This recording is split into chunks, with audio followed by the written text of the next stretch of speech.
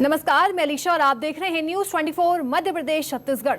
OBC आरक्षण से जुड़ी बड़ी खबर बता दें सुप्रीम कोर्ट का बड़ा फैसला सामने आया है। सुप्रीम कोर्ट ने फैसला सुनाई कि ओबीसी आरक्षण के साथ ही चुनाव कराए जाएंगे। मामले में सुप्रीम कोर्ट का बड़ा फैसला आया है। एसटी, एससी, ओबीसी को मिलाकर 50% से ऊपर आरक्षण नहीं होना चाहिए और एक हफ्ते के अंदर रिजर्वेशन को लेकर नोटिफिकेशन जारी करने का आदेश ही साथ ही साथ सुप्रीम कोर्ट ने दिया। एप्लीकेशन फॉर मॉडिफिकेशन पर सुप्रीम कोर्ट का यह फैसला सामने आया है। बता दें 10 मई को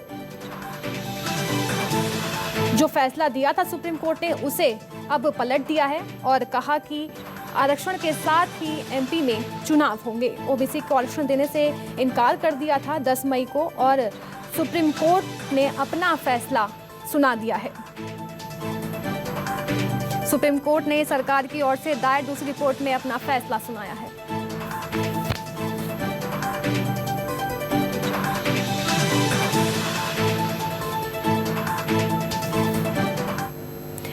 मेरे साथ मेरे सहयोगी भोपाल से मितांशी, भोपाल से राकेश चतुर्वेदी और जबलपुर से कुमार इंदर हमारे साथ जुड़ गए हैं। चलिए पहले सीधा रुख करते हैं राकेश चतुर्वेदी का जो इस समय हमारे साथ भोपाल से मौजूद है। राकेश जी, ये बताइए कि ओबीसी आरक्षण को लेकर सुप्रीम कोर्ट ने अपना फैसला सुना दिया है, लेकिन अगर हम ओबीसी को आरक्षण की बात करें तो 14% आरक्षण दिया गया है या पूरा 27% आरक्षण दिया गया है? क्योंकि सुप्रीम कोर्ट ने शर्त ये भी रखी है कि 50% से ज्यादा आरक्षण नहीं होना चाहिए।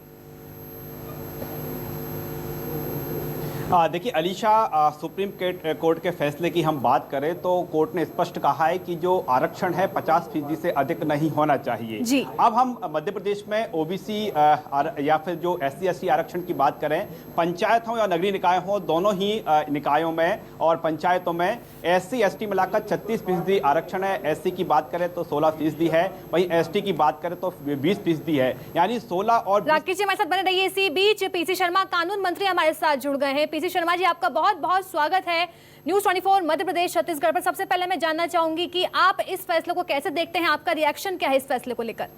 ये फैसला अभी पूरी तरह से सामने आया नहीं है, लेकिन ये सरकार पूरी तरह से वही आंकड़े पेश कर रही है जो भटकाने वाले मामले हैं और अभी भी इससे कुछ स्पष्ट हो नहीं रहा है कि 50% रहेगा तो कितना ओबीसी को मिलेगा। ये पहले जब कांग्रेस के जमाने में जो आरक्षण और जो परिसीमन हुआ था उसमें ओबीसी को भी बराबर का वो मिला हुआ था 22% का, लेकिन इन्होंने अध्यादेश जारी करके वो सब इलेक्शन रोक दिए और 2014 से कराए, जिसकी वजह से जब स्थिति पैदा हुई है।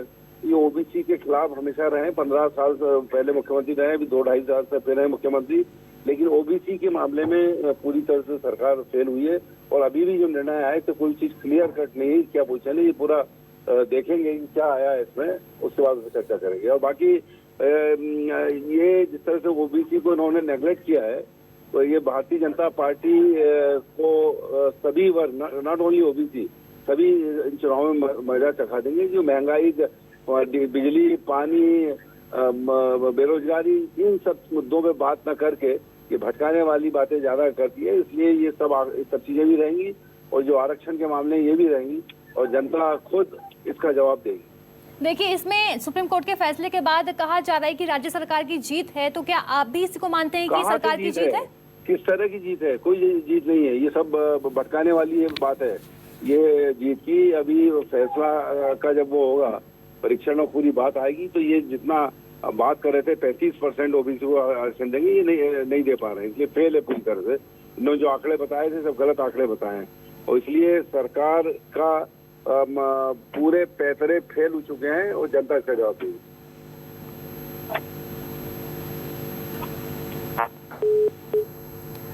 तकनीकी दिक्कत के कारण फोन कट गया है, लेकिन बहुत बहुत शुक्रिया आपका हमारे साथ जुड़ने के लिए। बता दें सुप्रीम कोर्ट के फैसले के बाद सियासी घमासान अभी भी रुकने का नाम नहीं ले रहा है। हालांकि सुप्रीम कोर्ट ने अपना फैसला सुना दिया है। मेरे सहयोगी राकेश चतुर्वेदी हमारे साथ लगातार भोपाल से बने हुए हैं। राकेश जी, आप अपना जवाब दे रहे थे, मैंने पूछा था कि अगर ओबीसी आरक्षण की बात की जाए तो आरक्षण कितना दिया जाना है, क्या इसकी तस्वीर साफ हो पाई है अभी तक? देखिए अलीशा, एक बार हम फिर समझें, दरअसल मध्य प्रदेश की पंचायतें हों या फिर नगरीय निकाय हों, अब सवाल यह है कि जो सुप्रीम कोर्ट ने दायरा एक फिक्स कर दिया है, आरक्षण का दायरा है 50% से अधिक नहीं हो सकता और वर्तमान में हम दायरे की बात करें कितना है, अभी पंचायत हो या नगरीय निकाय हो, मध्य प्रदेश में एससी वर्ग को 16 राकेश जी, आपसे मैं दोबारा इस बारे में जानकारी लूंगी। इसी बीच नरोत्तम मिश्रा गृह मंत्री हमारे साथ जुड़ गए हैं। सबसे पहले सर, आपका बहुत बहुत स्वागत है न्यूज़ 24 मध्य प्रदेश छत्तीसगढ़ पर। आपका रिएक्शन जानना चाहूंगी कि राज्य सरकार की ये जीत हुई है, आप इस पर क्या कहेंगे? न्यायालय का आभार है, माननीय मुख्यमंत्री जी को बधाई है कि जिन्होंने इतनी ताकत से, शिद्दत से, मेहनत से पिछड़ों की लड़ाई को लड़ा। दो मानसिकताएं हैं इसमें, मैं आप ये समझना, अदालत में कांग्रेस भी गई थी, अदालत में हमारी सरकार भी गई। कांग्रेस गई थी चुनाव रुकवाने के लिए, हम गए थे चुनाव कराने के लिए। जीत सत्य की हुई, एक नेक नियति, एक बदनियति। हमने पहले भी चुनाव की घोषणा कर चुके थे, हम आरक्षण के साथ गए थे, हमारे चुनाव की घोषणा हो गई थी, फार्म भर गए थे और उन्होंने स्टे लगवा दिया। विवेक तनखा से लेके हमारे सैयद जाफर तक, जया जी तक, इन सब ने मिलकर स्टे लगवा दिया। हम गए थे कि पिछड़ों के आरक्षण के साथ में चुनाव हो जाए, इस बात के लिए न्यायालय ने इनके उस पर ऑर्डर दे दिया था कि बिना आरक्षण के जाओ। अब उन्होंने 2022 को भी मान लिया है और आरक्षण को भी मान लिया है, हम कर देंगे। देखिए, अभी भी लेकिन कांग्रेस पूरी तरह से हमलावर है कि आपकी जो सरकार की लापरवाही सामने आई, प्रशासनिक लापरवाही आई थी, जिसके चलते देरी हो गई इस पूरे फैसले को लेकर। देखिए, ये बातें करना, मुंह चलाने में और सरकार चलाने में अंतर होता है। उनको सिर्फ बातें करना है, करना तो है नहीं, उन्हें सिर्फ रुकवाने का काम करते हैं। अब खिसियानी बिल्ली खम्मा नोचे वाली स्थिति कांग्रेस की हो गई है। हम तो पहले दिन से कह रहे थे कि हम आरक्षण के साथ जाएंगे, मुख्यमंत्री जी की स्पष्ट घोषणा थी और हमने करके दिखा दिया। ये कर ही नहीं पाए, एक भी चुनाव नहीं कर पाए, हर चुनाव को हारते हैं मध्य प्रदेश में। अभी 28 उपचुनाव हुए, तब 8 हुए, तब 4 हुए, तब सब में इनको हारना है, सिर्फ मुंह चलाना है, चलाते रहे। सर, सुप्रीम कोर्ट ने अपना फैसला तो सुना दिया है, अब आगे की रणनीति क्या है आपकी? क्या कुछ प्लान किया है आपने चुनाव को लेकर? जरा फैसला आ जाएगा, उसके साथ बैठेंगे और निर्णय कर देंगे। जी बिल्कुल। देखिए, सुप्रीम कोर्ट ने अपना फैसला सुना दिया है। बहुत बहुत शुक्रिया आपका सर हमारे साथ जुड़ने के लिए।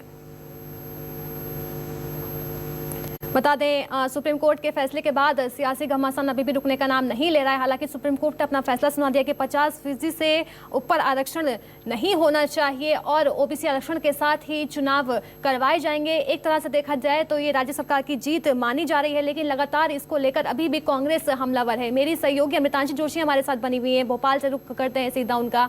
अमृतांशी, क्या कुछ तस्वीर निकलकर इस समय सामने आ रही है इस पूरे फैसले के बाद?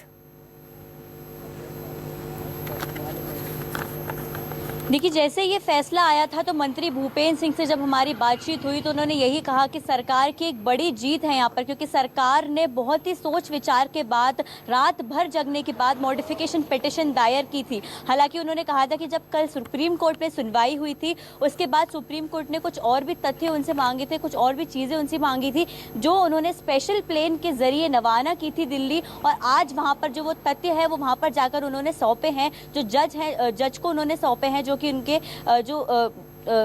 हम कह सकते हैं वकील थे, उन्होंने वहां जाके जज को सौंपे हैं। अब देखिए, इसमें बड़ी बात निकल के ये सामने आती है कि आज जो तथ्य सौंपे गए हैं, जाहिर सी बात है सरकार ने जिन चीज़ों की डिमांड की थी उस पर सरकार में उनके हित में लोगों ने ये फैसला सुनाया है। और इसको लेकर भी मंत्री भूपेंद्र सिंह ने कांग्रेस पर हमला बोला है, क्योंकि कांग्रेस लगातार जो हमला बोल रही है कि सरकार की चूक के, प्रशासनिक चूक के कारण ये जो चुनाव है ये काफ़ी लेट हो रहे हैं, ये चुनाव टल गए, अब चुनाव आगे बढ़ गए हैं। हालांकि मंत्री भूपेंद्र सिंह ने उन पर और हमला बोलते हुए ये बात कही है कि कांग्रेस को माफ़ी मांगनी चाहिए ओबीसी वर्ग से, क्योंकि कांग्रेस जब ये फैसला आया था तो कांग्रेस लगातार ये बोल रही थी कि मॉडिफिकेशन पिटिशन दायर करने से कुछ नहीं होता, सरकार ने यहाँ पर बड़ी लापरवाही करी है, सरकार यहाँ पर झूठ बोल रही है।